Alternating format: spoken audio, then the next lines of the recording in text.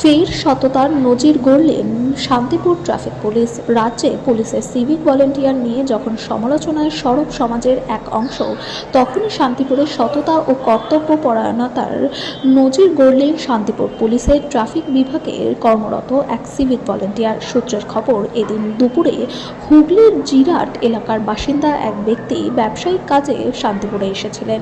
অভিযোগ, শান্তিপুর বেলডাঙ্গা মোড় এলাকায় ওই ব্যক্তি মোবাইল ফোন অসতর্কতা বশত রাস্তায় পড়ে যায় এবং বিষয়টি খেয়াল না করেই চলে যান ওই ব্যক্তি।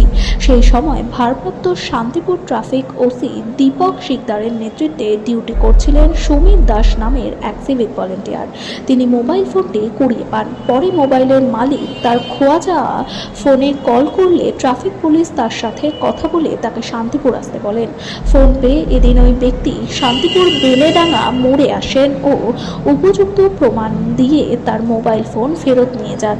ঘটনায় শান্তিপুর ট্রাফিক পুলিশও ওই সিভিক ভলেন্টিয়ারকে ধন্যবাদ জানিয়েছেন ওই ব্যক্তি। সন্ধ্যাবেলায় ছুটি করার সময় রাস্তায় একটি ফোন আমি করে পেয়েছি। সেই ফোনটি যার তিনি এসেছেন, তিনি যথাযথ উপযুক্ত প্রমাণ দিয়েছেন। তাই তার ফোনটা আমি তার হাতে তুলে দিচ্ছি এখন। আমার আমার নাম অরুণ সূত্রধর। আমি জিরাট বলাগার এরিয়ার লোক। আমি এখানে শিরিশচন্দ্র দারোগা কোতোয়ালি থানার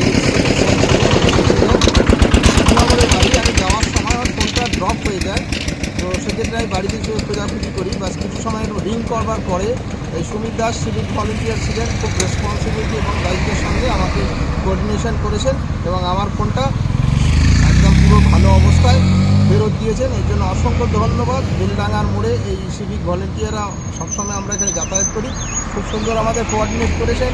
আমি আশা রাখছি এরকম ধরনের আরও সুযোগ সুবিধা দিয়ে মানুষের সঙ্গে আরও সহযোগিতা করবেন।